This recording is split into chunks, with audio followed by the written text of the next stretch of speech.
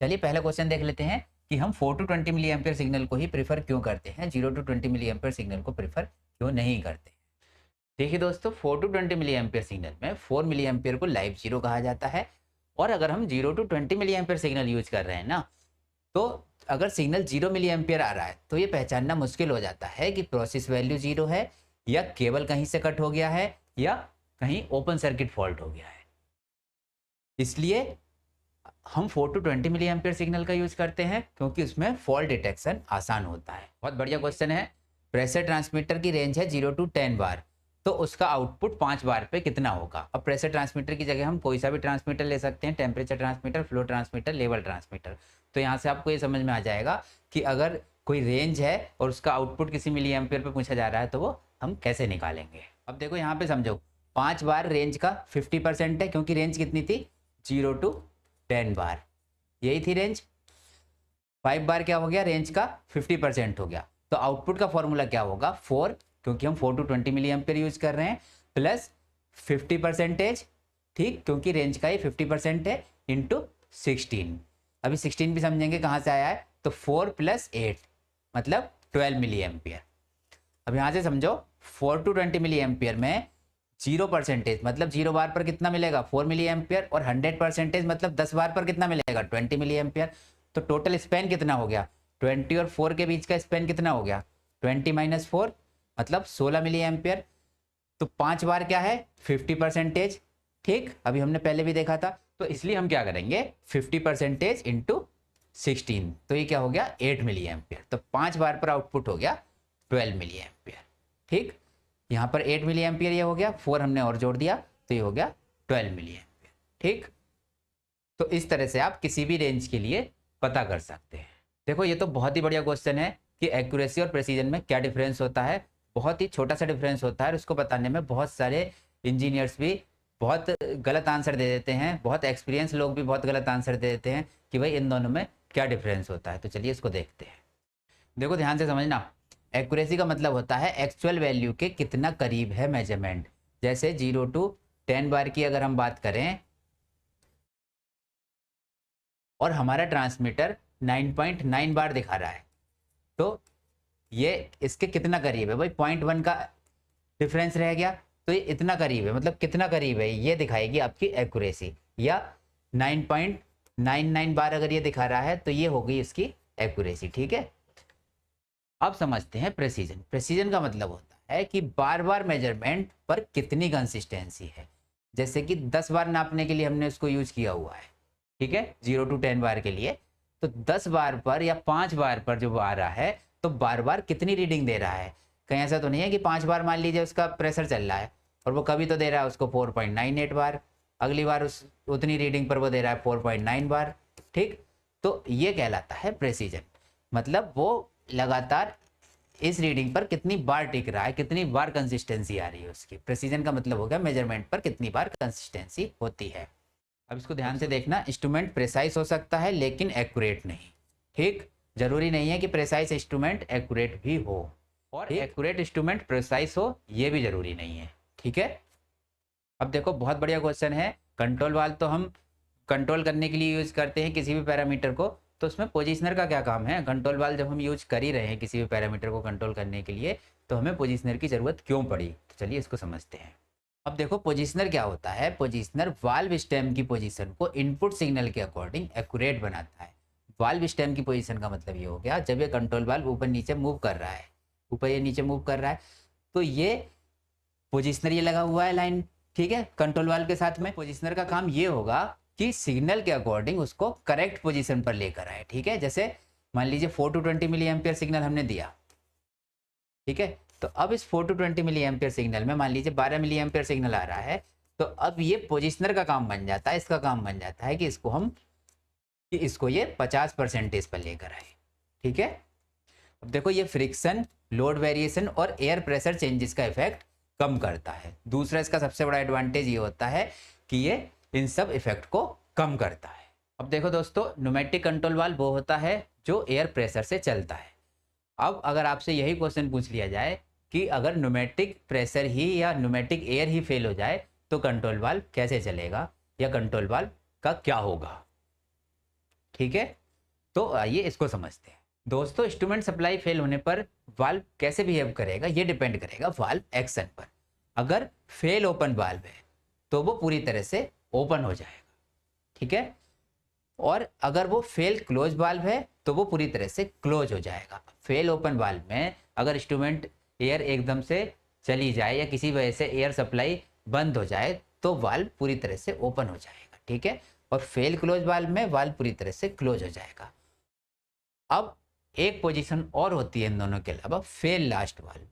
Fail last valve वो होता है जो उसकी लास्ट पोजीशन थी, मतलब जितने परसेंटेज वाल्व ओपन था एयर सप्लाई जाने से पहले वो उतना ही रह जाएगा, चाहे वो 0 हो, चाहे वो 100 हो, चाहे वो 40-50%, कितने भी परसेंटेज हो, वो उसी पोजीशन पर रुक जाएगा, उसी पोजीशन पर रहेगा। तो आपको इस तरह से इसका आंसर देना है। देखिए अगला क्वेश्चन है लूप चेकिंग क्या होती है। वैसे तो लूप चेकिंग अपने आप में एक बहुत बड़ा टॉपिक है, लेकिन उसको आप एक सिंपल वे में डेफिनेशन दे सकते हैं कि लूप चेकिंग क्या होती है। चलिए इसको समझते हैं। बहुत सिंपल सी डेफिनेशन याद रखना, फील्ड इंस्ट्रूमेंट से लेकर पीएलसी डीसीएस तक और वापस फाइनल कंट्रोल एलिमेंट तक पूरे सिग्नल पाथ को वेरीफाई करने का जो प्रोसेस होता है वो लूप चेकिंग कहा जाता है।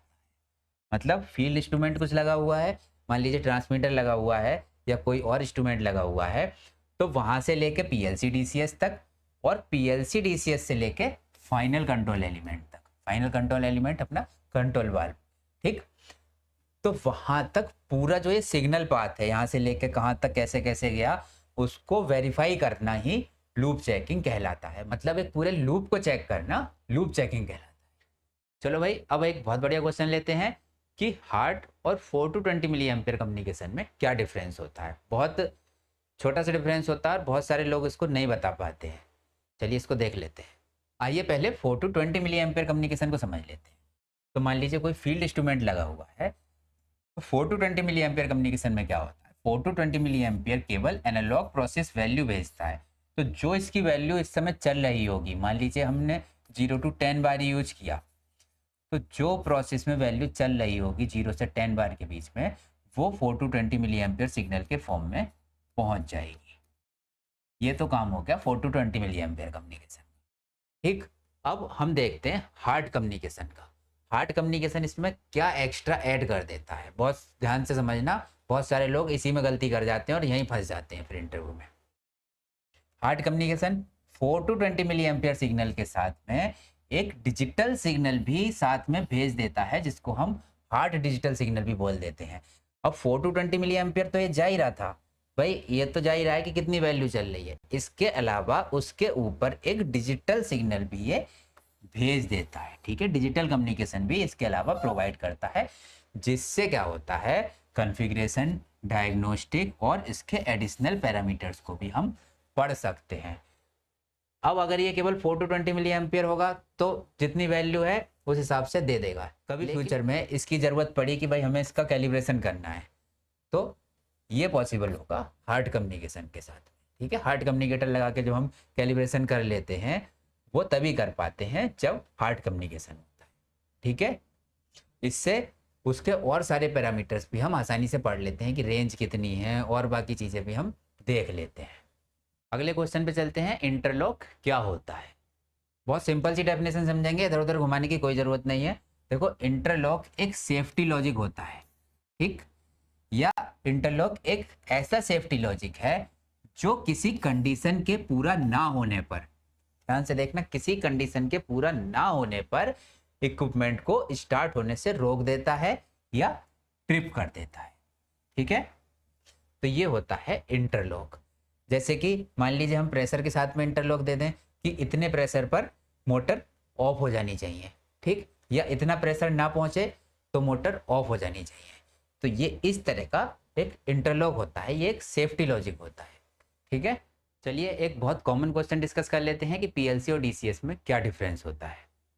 देखो अगर इसका वन लाइन में आंसर देना हो तो ये होगा पीएलसी मेनली मशीन कंट्रोल और फास्ट लॉजिक एप्लीकेशंस में यूज होता है, ठीक है। डीसीएस कॉन्टिन्यूअस प्रोसेस कंट्रोल के लिए डिजाइन किया जाता है और इसमें प्रोसेस मॉनिटरिंग और ऑपरेटर फंक्शंस ज़्यादा स्ट्रॉन्ग होते हैं।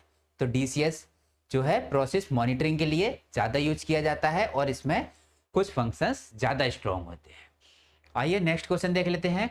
मान लीजिए DCS पर कोई फ्लो 0 शो हो रहा है, तब आप कौन कौन से स्टेप्स फॉलो करेंगे जिससे कि आप रियल कॉस्ट तक पहुंच सकें। चलिए इसको देख लेते हैं, स्टेप बाय स्टेप देखते हैं। सबसे पहले हम प्रोसेस कनेक्शंस चेक करेंगे, ठीक है, प्रोसेस कनेक्शन कहीं लूज तो नहीं हो गए हैं। फिर ट्रांसमीटर रीडिंग चेक करेंगे कि ट्रांसमीटर पर रीडिंग कितनी आ रही है। फिर पावर सप्लाई वेरीफाई करेंगे, ट्रांसमीटर तक पावर सप्लाई पहुंच रही है कि नहीं पहुंच रही है। फिर 4 to 20 milli ampere signal measure करेंगे मल्टीमीटर की मदद से। फिर केबल कंटिन्यूटी चेक करेंगे कि केबल कहीं से बीच में से कट तो नहीं हो गया है। फिर मार्शलिंग पैनल कनेक्शंस चेक करेंगे, यहाँ पर आप IO लिस्ट का यूज करेंगे, मतलब इनपुट आउटपुट लिस्ट जो होती है उसका यूज करेंगे। Then AI card status verify करेंगे। तो ये सारे स्टेप्स आप फॉलो करेंगे, मतलब ट्रबल शूटिंग हमेशा फील्ड से कंट्रोल रूम तक स्टेप बाय स्टेप करनी चाहिए। ये आपको एक टिप है, ध्यान रखनी है। देखो दोस्तों, इंडस्ट्रीज में ये डेफिनेशंस पूछे जाने का समय अब काफ़ी हद तक बहुत कम हो चुका है। आजकल इंडस्ट्रीज ये जानना चाहती हैं कि आपको कितना काम आता है, तो इसमें वो ये जानना चाहते हैं कि सिग्नल कहाँ से आता है, सिग्नल कंट्रोल रूम तक कैसे पहुँचता है, पूरा प्रोसेस कैसे कंट्रोल किया जाता है। तो इसी को ध्यान में रखते हुए अब हम लाइव सेशन शुरू करने वाले हैं। देखिए दोस्तों, इसमें हम आपको केवल इंटरव्यू क्वेश्चन आंसर नहीं बल्कि पूरा इंडस्ट्री वर्क फ्लो समझाएंगे, जिससे आपको स्टेप बाय स्टेप सब कुछ समझ में आ जाएगा। दोस्तों, ये थी हमारी आज की वीडियो। इंस्ट्रूमेंटेशन की इसी तरह की वीडियोज के लिए आज ही हमारे चैनल को सब्सक्राइब कर दीजिए और हमारे चैनल के साथ में जुड़े रहिए। Thanks for watching the video.